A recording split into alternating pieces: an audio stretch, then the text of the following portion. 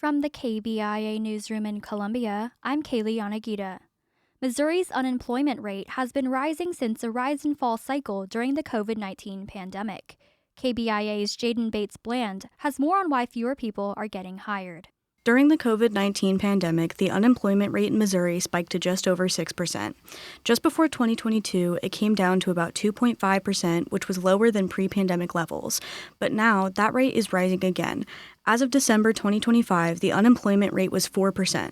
Washington University economics professor John Horn says tariffs implemented by the Trump administration could be a cause. The tariff policies and the uncertainty from the administration is not making it easy for firms to hire. Missourians who received unemployment benefits in 2025 have until April 15th to report those payments to the Internal Revenue Service. 1099-G forms are now available for people who received unemployment benefits from Missouri last year. I'm Jaden Bates-Bland, KBIA News. And a wide-reaching Senate bill on elections that would reinstate the presidential primary in Missouri is likely to face a few obstacles as it goes through the legislature.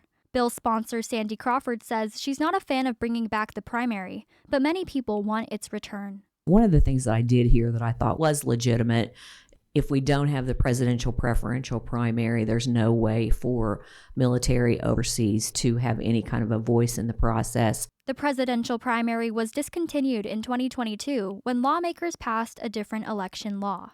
And as the city of Columbia advises residents to reduce their use of salt, a research team is measuring how much gets into local waterways. Sodium chloride, the key ingredient in road salt, can cause harm to aquatic life. A research team composed of scientists from states and federal agencies has been studying these chloride levels in Columbia waterways. Joshua Horn is a scientist with Jefferson City-based environmental engineering firm Geosyntech Practitioners.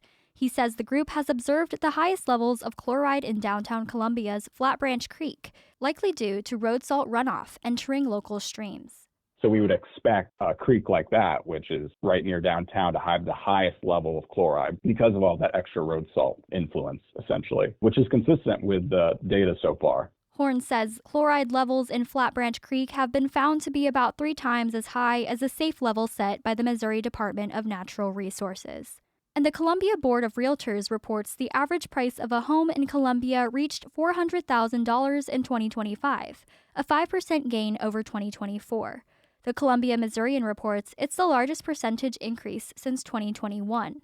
Though housing supply remains constrained nationwide, the number of single-family homes sold in both Boone County and Columbia increased by 11% last year. I'm Kaylee Yanagita, KBIA News, Columbia.